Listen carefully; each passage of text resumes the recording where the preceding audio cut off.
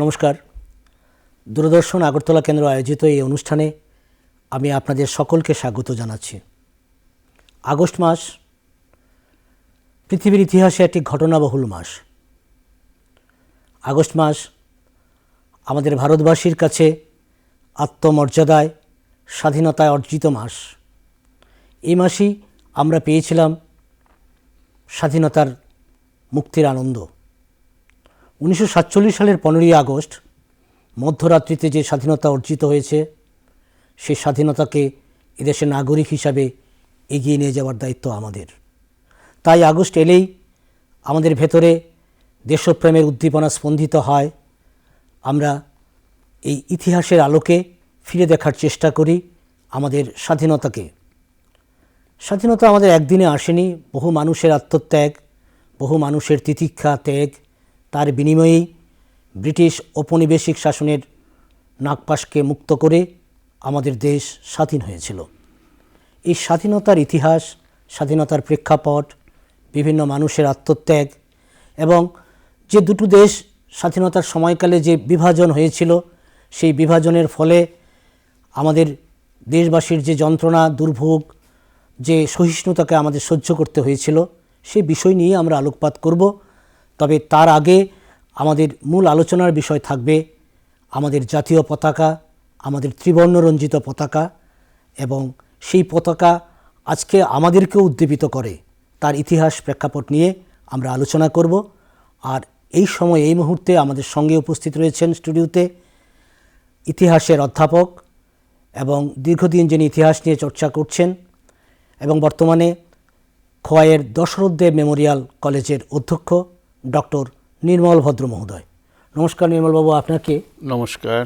যে কথা দিয়ে আমি শুরু করেছিলাম যে আগস্ট মাস আমাদের ইতিহাসে ফিরে তাকানোর সময়, আমরা 9 আগস্ট থেকে সারা দেশ জুড়ে হর ঘর তিরঙ্গা এই উদযাপন কর্মসূচি উদযাপন করছি। সারা দেশ জুড়ে, আমাদের রাজ্যেই আয়োজন হচ্ছে। তো এই যে জাতীয় পতাকা, ত্রিবর্ণরঞ্জিত জাতীয় পতাকা, তার একটা ইতিহাস রয়েছে।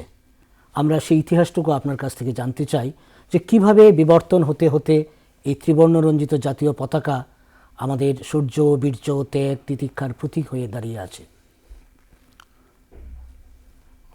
ধন্যবাদ দেবাশিস বাবু। 15 আগস্টের ভারতবর্ষের স্বাধীনতা লাভ, আসলে আমি যে ভারতবর্ষ বলছি বা ভারত বলছি, ভারতের স্বাধীনতা, এখানে অনেক কিছুই যুক্ত আছে। আসলে এটা হচ্ছে একটা উপমহাদেশ, ভারতীয় উপমহাদেশ।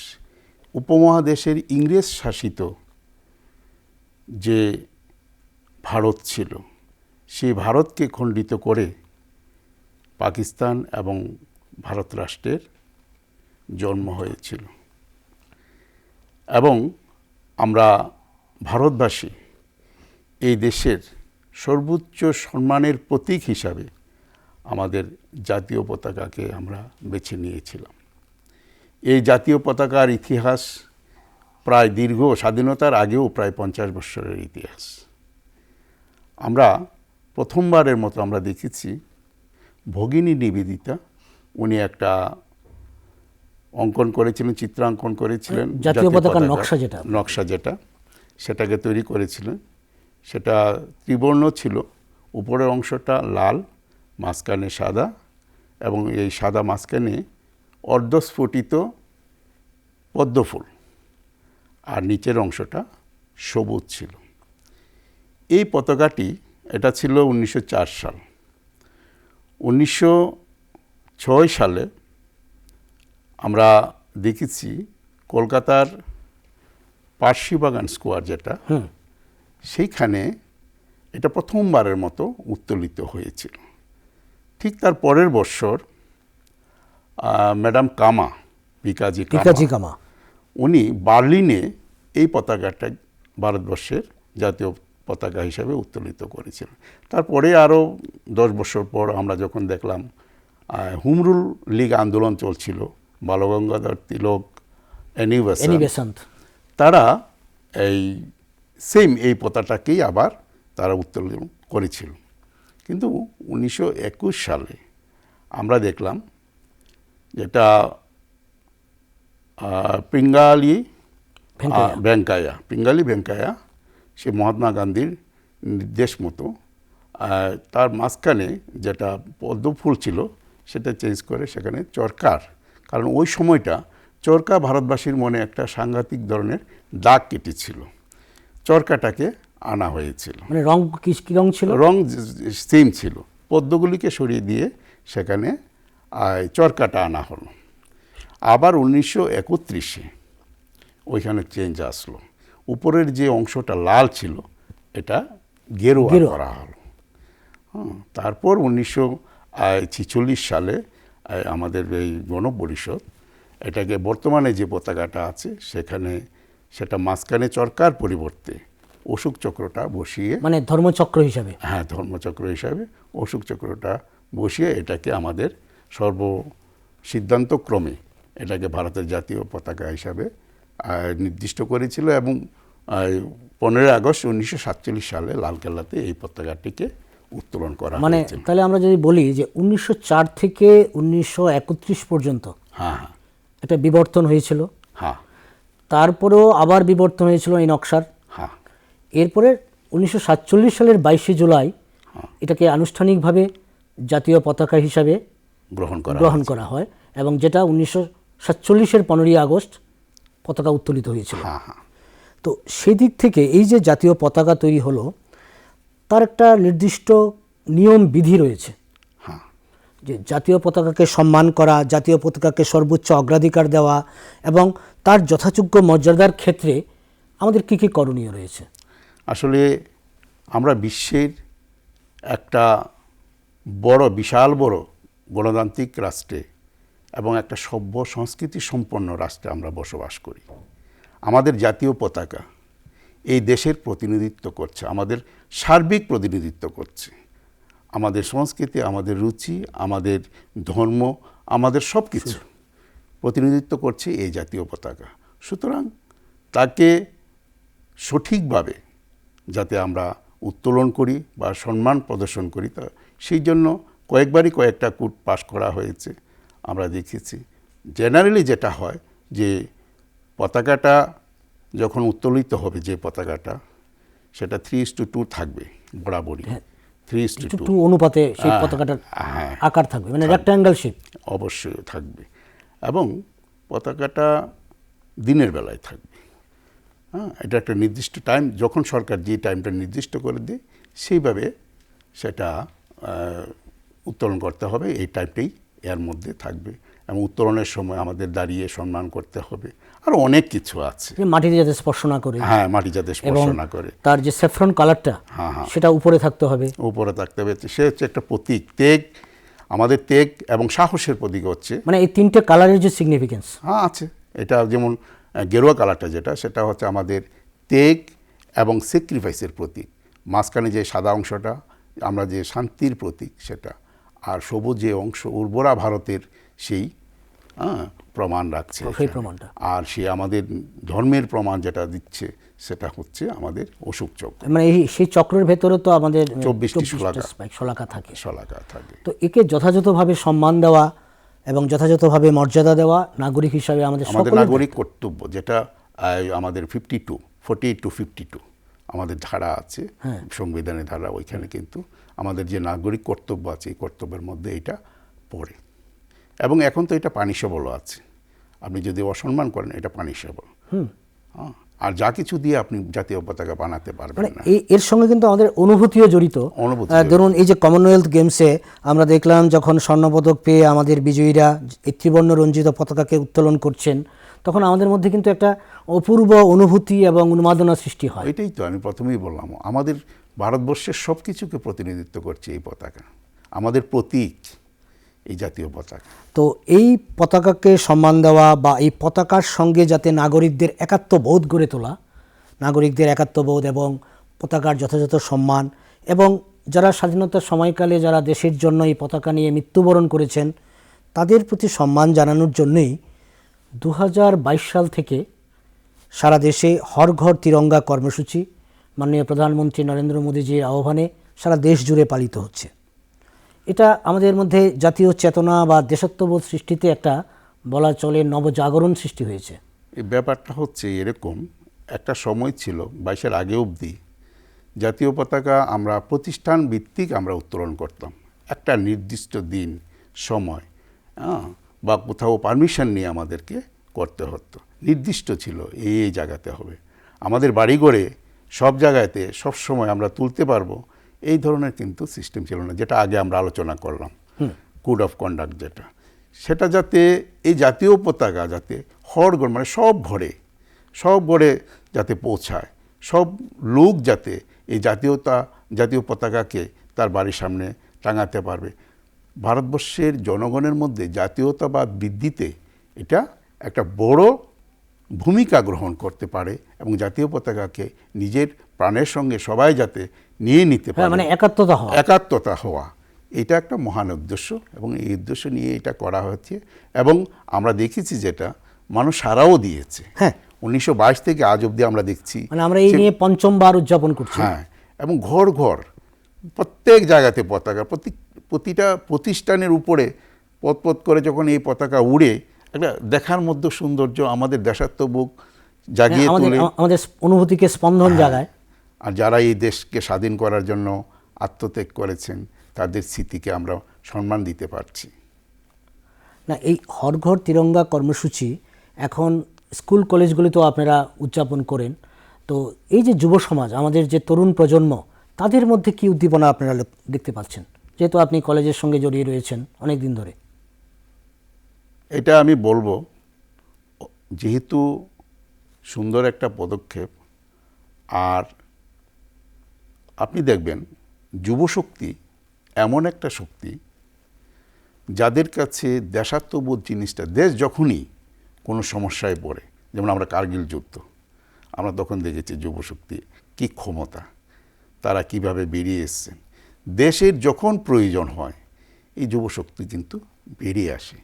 ঠিক তেমনি আমি যখন 2022 সনে, তখন আমি রাম ঠাকুর কলেজে চাকরি করতাম, প্রথম যখন হলো তখন দেখলাম যে ছেলে মেয়েদের কাছে নতুন একটা বিষয়, ওনারা ছেলে মেয়েদেরকে নিয়ে আমরা গ্রামে গ্রামে গেছি, বাড়ি বাড়ি গেছি, পতাকা, ছেলেরা পতাকা দান করছে, তাদের মধ্যে কি একটা অস্বাভাবিক উৎসাহ, এটা একটা আমি মনে করবো ভারত সরকারের একটা সাকসেসফুল ইভেন্ট এবং একটা পদক্ষেপ, ন্যাশনাল ফিলিংস বা যে এই 80 বছর ধরে আমরা উদযাপন করছি, শুধু নিছক উদযাপন নয়, এর মধ্যে কিন্তু একটা সিগনিফিকেন্সও, যেটা আপনি বললেন যে শুধু প্রথাগত একটা উদযাপন করে নিলাম তা নয়, আমাদের দেশাত্মবোধ চেতনা বা আমাদের যে সুপ্ত বিষয়গুলোকে জাগ্রত করার ক্ষেত্রে এটা অন্যতম বড় ভূমিকা পালন করছে।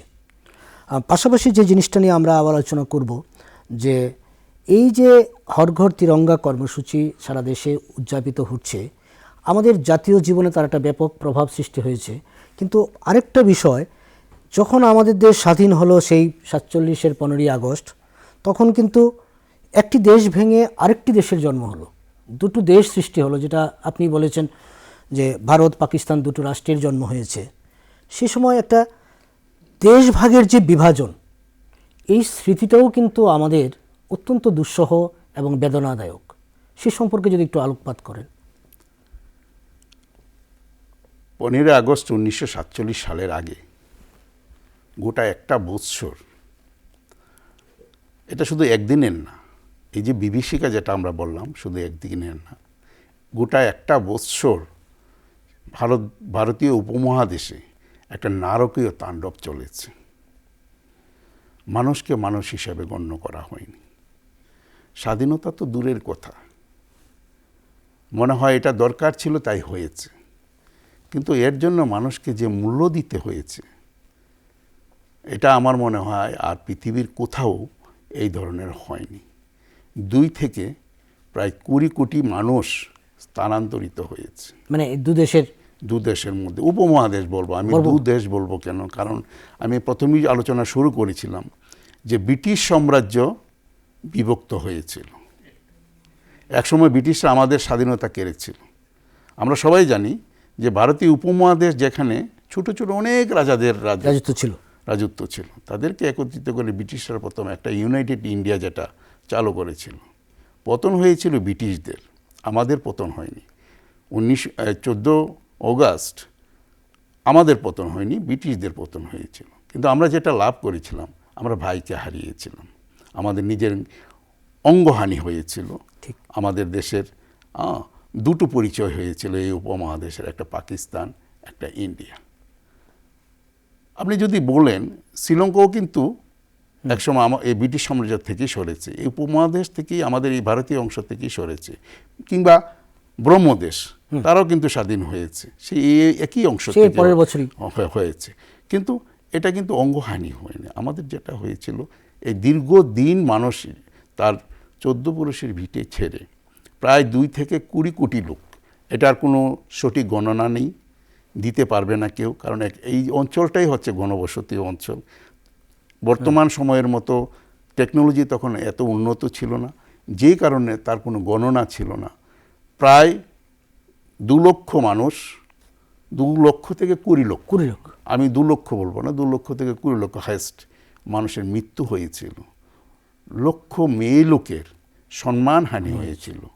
সম্মানহানি এরকম যেটা অনেকে ইচ্ছে করে আত্মহত্যাও দিয়েছিল। কি করবে, নিজের ইজ্জত বাঁচাতে হবে, অনেকে কিন্তু আত্মহত্যাও দিয়েছিল, কারণ সম্মান রক্ষা করতে হবে। এর থেকে বড় বিভীষিকা আমার মনে হয় আর পৃথিবীর কোথাও এই ধরনের কোনো এক্সাম্পল নেই। বিশেষ করে যে পাঞ্জাব প্রদেশ তৎকালীন সময়ে, মানে আমাদের পশ্চিম পাকিস্তান, সেই অঞ্চলগুলোতে, এবং পূর্ব পাকিস্তান যেটা অধুনা বাংলাদেশ, সেই সময়কালে এই যে শরণার্থী স্রোত বয়ে গিয়েছিল, যেটা বললেন আপনি, দুঃসহ যন্ত্রণা, মানে নিজের ভাইকে ছেড়ে, মাকে ছেড়ে চলে আসতে হয়েছিল। অনেক লোক তাদের আত্মীয় স্বজনকে হারিয়েছেন, অনেক মানে এতিম হয়েছেন, যাদের কেউ ছিল না। শুধু তাই নয়, আমাদের যে পুনর্বাসন, সেই পুনর্বাসনও সঠিকভাবে হয়নি। এটা তো মানব ইতিহাসে একটা অন্যতম কলঙ্কজনক বলা যেতে পারে। কলঙ্কজনক অধ্যায়, কালো স্পট এটা। কারণ যেটা দেশ ভাগের ফলে মানুষ ছিন্ন মূল ছেড়ে দিয়ে যারা আসলো, তাদের পুনর্বাসনও কিন্তু সঠিকভাবে হয়নি। যেমনটা হয়েছে পশ্চিম পাকিস্তানের ক্ষেত্রে, যেটা হয়েছে, তাদের মধ্যে অনেকেই লাকি, লোক মারা গেছে ঠিক আছে, তাদের মধ্যে অনেকেই দিল্লির উপকূলে বিভিন্ন জায়গায়, খুব ভালো ভালো জায়গায় তারা পুনর্বাসন পেয়েছেন, তাদের কিন্তু মোটামুটি পুনর্বাসন সঠিকভাবে হয়েছে। কিন্তু পূর্ব বাংলা যেটা বলি, তাদের অবস্থা সবচাইতে খারাপ ছিল। তাদের যারা শরণার্থী হয়ে এসেছিলেন, তাদের পুনর্বাসন কিন্তু সঠিকভাবে করা হয়নি। এই বিষয়টা কিন্তু আজও কিন্তু জ্যান্ত। এবং শুধু তাই নয়, বিভিন্ন সময় বিভিন্ন শরণার্থী শিবির থেকে লোকজনকে গাড়িতে করে উঠিয়ে, কোনো পরিবারের যোগাযোগ নেই, কিচ্ছু নেই, কোনো ডকুমেন্টেশন নেই, জায়গায় জায়গায় তাদেরকে দেওয়া হয়েছে। ওই দণ্ডকারণ্য বলে লোক, দণ্ডকারণ্যে পাঠানো হয়েছে, আন্দামানে পাঠানো হয়েছে, বিভিন্ন জায়গাতে রাতের আধারে তাদেরকে উঠিয়ে পাঠানো হয়েছে। এর চাইতে কষ্ট, একবার তো নিজের স্বজন হারার যন্ত্রণা, তারপর নিজের ছিন্নমূল ভিটামাটি হারানোর যন্ত্রণা, তারপর আত্মীয় স্বজন হারানোর যন্ত্রণা, তারপর যে দেশে আসলাম সেই দেশেও গিয়ে সঠিকভাবে পুনর্বাসন আমরা পেলাম না। আমি কিছুদিন আগে গিয়েছিলাম আন্দামানে, ওদের সঙ্গে কথা বললাম, সেম আমাদের মতো কথাবার্তা বলে তো আমাদের বাড়িতে পূর্ব বাংলায় ছিল, একই রকম কথাবার্তা বলে। মানে এই দুঃসহ যন্ত্রণার দিনলিপিগুলি কিন্তু আমরা এখনো বয়ে বেড়াচ্ছি। হ্যাঁ, এই ইতিহাসটা তো আমাদের তরুণ প্রজন্মের কাছে জানা দরকার। অবশ্যই। এবং এই ইতিহাসটা যদি আমরা না জানি, তাহলে আমরা স্বাধীনতার যে প্রকৃত অর্থ, স্বাধীনতা প্রাপ্তির যে গুরুত্ব, তাকে কিন্তু কি অনুভব করতে পারবো? একটা বিষয় যেটা, যা হারিয়েছে তো হারিয়েছে, ঠিক।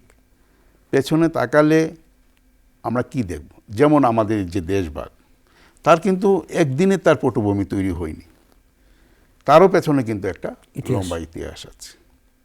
সৈয়দ আহমদ খান, স্যার সৈয়দ আহমদ খান, যাকে আমরা যেমন হিন্দু বাঙালির আমরা রামমোহন রায়কে নবজাগরণের স্রষ্টা বলে থাকি, সেই মুসলিমদের কাছে সৈয়দ আহমদ খান হচ্ছে তাদের নবজাগরণের স্রষ্টা। কিন্তু একটা বিষয় কি, সে মোহাম্মদ আলী জিন্নাই হোক বা স্যার সৈয়দ আহমদ খান, ওরা কিন্তু একসময় জাতীয় কংগ্রেসেরই প্রতিনিধিত্ব করতেন। কিন্তু সৈয়দ আহমদ খান 80-র দশকে উনি জাতীয় কংগ্রেস থেকে আলাদা হয়ে উনি আলিগড় মুভমেন্ট শুরু করলেন, যেটা এখান থেকেই কিন্তু আমাদের এই দ্বিজাতি তত্ত্বের কিন্তু শুরু হয়েছে। এটাই সৃষ্টি এখানে। এই আলিগড়ে যা শিক্ষা, এর শিক্ষার বিকাশে আমরা 1906 সালে আমরা পেয়েছি মুসলিম লীগ। আর এই মুসলিম লীগের সৃষ্টি আগামী দিনে জিন্নাহ তার প্রতিনিধি, তার নেতা, সে পাকিস্তান রাষ্ট্রের দাবি করেছিল। আমি যেটা বললাম যে একটা বৎসর গোটা 1946 সাল যা হয়েছে, সেই ডিরেক্ট অ্যাকশন দেয়, এগুলি মানে মেনে নেওয়ার মতো নয়। সেই সময় যারা নেতৃত্ব ছিলেন, আমি কাউকে দোষও দিতে চাইনি, কারো প্রশংসা করতে চাই না, কিন্তু একটা জিনিস, সিচুয়েশনটা এরকমই তৈরি হয়েছিল যে দেশ বিভক্ত হতে একটা উত্তম পরিবেশ তৈরি করে দিয়েছিল, আর যার ভোগ আমরা আজকেও আমরা ভুগছি। সুতরাং যুবশক্তিকে আমি এটাই বলবো যে তাদের ভূমিকা যেটা হয়েছে তো হয়েছে, যেটা আমরা হারিয়েছি তাকে আমাদের পুনরুদ্ধার করতে হবে। আমাদের নিজেদের মধ্যে যাতে সেই ভাগ আর তৈরি না হয়, এই ধরনের অ্যাটমসফিয়ার যাতে আমাদের মধ্যে, অ্যাটমসফিয়ার তৈরি করতে গেলে আমার মনে হয়, যেটা আমরা শুরু করেছিলাম, যে আমাদের মধ্যে দেশপ্রেমের যে জাগরণ, দেশের প্রতি ভালোবাসা। দেশ তো শুধু একটা মানচিত্র নয়, দেশের মাটি, দেশের জল হাওয়া, দেশের আবহাওয়া, দেশের মানুষের প্রতি যে ভালোবাসা। সবচাইতে বড় বিষয় যেটা, সেটা হচ্ছে সরকারের প্রতি একনিষ্ঠতা। যুবশক্তিকে সবচাইতে যে জিনিসটা, আমাদের গার্জিয়ান কি? সরকার।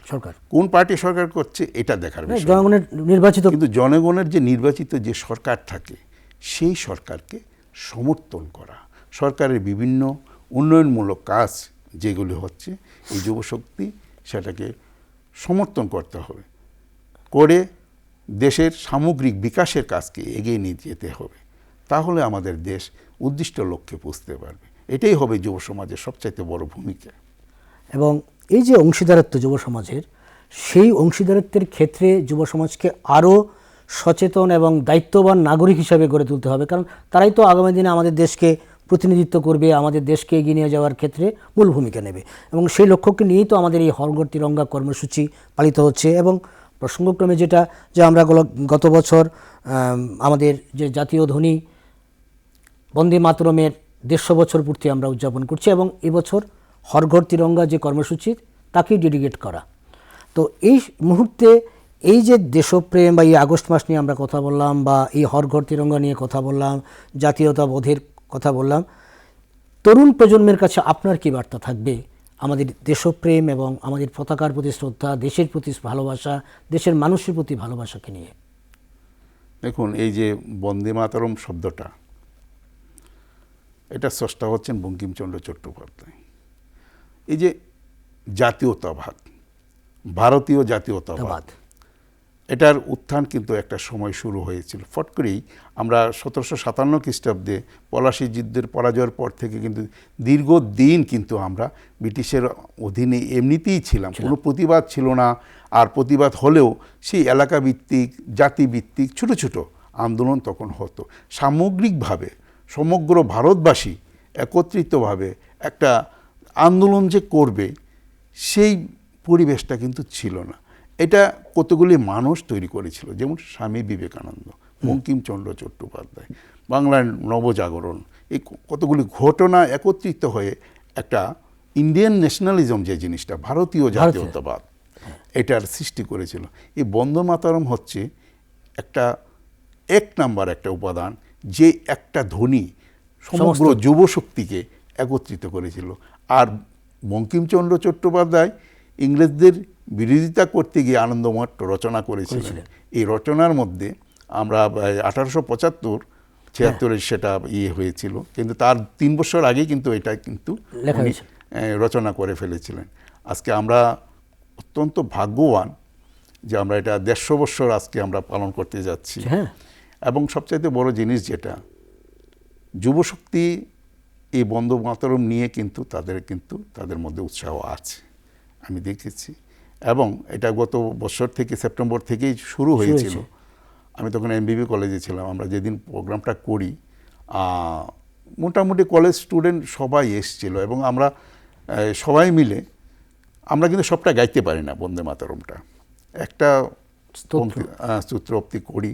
এখন কিন্তু সবার মধ্যেই কিন্তু এই প্র্যাকটিসটা শুরু হয়ে গেছে যে সবটা যাতে গাইতে পারি, এবং বিভিন্ন প্রোগ্রামে আমরা দেখছি এখন সবটা গাওয়া হয়। সবটা গাওয়া হয়, স্কুলগুলিতেও গাওয়া হয়। এবং ওই যে আমি যেটা বললাম যে বন্দে মাতরমকে কেন্দ্র করে আমাদের মধ্যে ভারতীয় জাতীয়তাবাদের যে উত্থানটা হয়েছিল, এবার হচ্ছে এটা বিকাশ। এবং এগুলি আগামী দিনে এই যে মহাপুরুষরা যা আমাদেরকে দিয়ে গেছেন, এগুলি হচ্ছে আমাদের কাছে সবচেয়ে বড় সম্পদ। এবং এইগুলি নিয়েই আমাদের যুবশক্তি এগিয়ে যাবে এবং দেশও সমৃদ্ধ হবে। তো আমরা তো প্রায় আলোচনার শেষ দিকে চলে এসেছি। আমরা মূলত 2-3টে বিষয় নিয়ে কথা বলার চেষ্টা করেছি যে এই ইতিহাসের অধ্যায় কিন্তু আরও বিস্তৃত, অনেক দূর আমাদের জানতে হবে। তো ইতিহাস জানতে গেলে, আমাদের দেশের সঠিক তথ্য বা প্রকৃত ইতিহাসকে জানতে গেলে ছাত্রছাত্রীদের কাছে বা আগামী প্রজন্মের কাছে আপনার কি অনুভূতি থাকবে, কি বার্তা থাকবে বা কি বক্তব্য থাকবে? আমি একটা কথাই বলি, ইতিহাস বিভিন্ন জায়গায় পাওয়া যায়, বইয়ে পাওয়া যায়, হোয়াটসঅ্যাপে পাওয়া যায়, পত্রপত্রিকায় পাওয়া যায়, বিভিন্ন মাধ্যমের মধ্যেই পাওয়া যায়, কিন্তু বিভিন্ন জায়গায় বিভিন্নভাবে বিকৃত হয়। মানে সঠিক ইতিহাস এটা আমার নিজের কাছে, আমি নিজে পড়ে আমি নিজে উপলব্ধি করব যে অরিজিনালি কোন জায়গা থেকে আসছে। প্রাইমারি সোর্স তো সবাই বোঝে না, যারা আমরা ইতিহাসের লোক আমরা বুঝি যে প্রাইমারি সোর্স। সব মানুষ তো আর ইতিহাসের ছাত্র না, জেনারেল সবাই। কিন্তু একটা জিনিস কি, আমি এই কথাটা সবাইকেই বলি, আমার ছাত্রছাত্রীদের বলি, তুমি প্রথমে মা বাবার সবচাইতে ভালো সন্তান হও। তুমি যদি মা বাবার ভালো সন্তান হও, তাহলে তুমি গ্রামেরও সেরা ছেলে বা মেয়ে হবে। আর গ্রামের ভালো ছেলে মেয়ে হলে রাজ্যেরও ভালো ছেলে মেয়ে হবে। এবং তুমি রাজ্যকে প্রতিনিধিত্ব করবে, দেশকে প্রতিনিধিত্ব করবে এবং সঠিক পথে। আমাদের একটা বিষয় কি, একবার যদি আমরা ভাবি ভগৎ সিংয়ের কথা, একবার যদি আমরা ভাবি ক্ষুদিরামের কথা, একটু চিন্তা করলে যে তারাও তো সেই যুবক ছিলেন। নেতাজি সুভাষচন্দ্র বসু উচ্চ শিক্ষিত ছিলেন, সেই ICS চাকরি ছেড়েছেন। ওনারা ইচ্ছা করলে অনেক অনেক আলিশান জীবন তারা কিন্তু যাপন করতে পারতেন, কিন্তু কেউ তাদের কথা মনে রাখতো না, তাদের দ্বারা কেউ উপকৃত হতো না, তাদের নিজের জীবনই এর মধ্যেই তারা থাকতো। আজকে আমরা যাদের কথা বলি, যারা এত রক্ত দিয়েছেন, হাসতে হাসতে প্রাণ দিয়েছেন, তাদের বিনিময়ে কিন্তু আমাদের এই স্বাধীনতা। আজকে আমরা সৌভাগ্যবান, আমরা এই স্বাধীন দেশে আমরা জন্মগ্রহণ করেছি, আমরা স্বাধীনভাবে ভোট দিই, স্বাধীনভাবে আমরা নিজের চলাফেরা করি, মতামত প্রকাশ করি, যা খুশি তা করতে পারি এই দেশের মধ্যে। এটা এমনই একটা দেশ, এখানে আমাদের কাছে বাধা বিপত্তি খুব কম। কিন্তু যাদের কারণে এই স্বাধীনতা লাভ করেছি, আমাদের মনে রাখতে হবে জালিয়ানওয়ালাবাগের সেই লোকদের কথা, যারা দাঁড়িয়ে ব্রিটিশের বুলেট বুকে নিয়েছিলেন। আমার তাদের কথা মনে রাখতে হবে। এবং এটা যদি আমরা করতে পারি, তাদের প্রতি যদি সামান্য শ্রদ্ধা আমাদের দিতে হয়, সেটাই একটা সুনাগরিক হয়ে এই দেশের মধ্যে আমরা থাকব। আগামী দিনে একজন প্রত্যেকটা যুবক বা যুবতী সুনাগরিক হয়ে দেশ পরিচালনায় অংশগ্রহণ করবে, তাহলেই আমাদের দেশ একটা সমৃদ্ধশালী দেশ হবে, বিশ্বগুরু হবে, শ্রেষ্ঠ দেশ হবে। ধন্যবাদ নির্মলবাবু। আমরা অনেক কিছু জানলাম, ইতিহাসের অনেকটা পথ এই সময়ের মধ্যে আমরা অতিক্রম করে এসেছি, জানার চেষ্টা করেছি। এবং যে কথাটা আমরা বারবার বলতে চাই, যে স্বাধীনতা আমাদের অর্জিত হয়েছে, সেই স্বাধীনতাকে রক্ষা করার দায়িত্ব স্বাধীন দেশের নাগরিক হিসাবে আমাদের সকলের দায়িত্ব। সেই পতাকাকে ঊর্ধ্বে তুলে ধরা, সেই পতাকার সম্মান রক্ষা করা এবং হর ঘর তিরঙ্গা যে অভিযান শুরু হয়েছে, তাতে অংশগ্রহণ করে আমাদের নিজেদের অধিকার, নিজেদের নাগরিক হিসাবে দায়িত্ববোধের পরিচয় দেওয়া। সবশেষে বলতে চাই, তোমার পতাকা যারে দাও তারে বহিবারে দাও শকতি। সেই শক্তি নিয়েই আমরা এগিয়ে যেতে চাই। আমরা এক উন্নত ভারতবর্ষের দিকে এগিয়ে যেতে চাই, এক সমৃদ্ধ, শক্তিশালী, সুদৃঢ় ভারতবর্ষের নাগরিক হিসাবে আমরা বিশ্বমাঝে এগিয়ে চলব। এই অঙ্গীকার নিয়েই আজকে এখানে বিদায় নিচ্ছি। সবাই ভালো থাকবেন, সুস্থ থাকবেন। নমস্কার।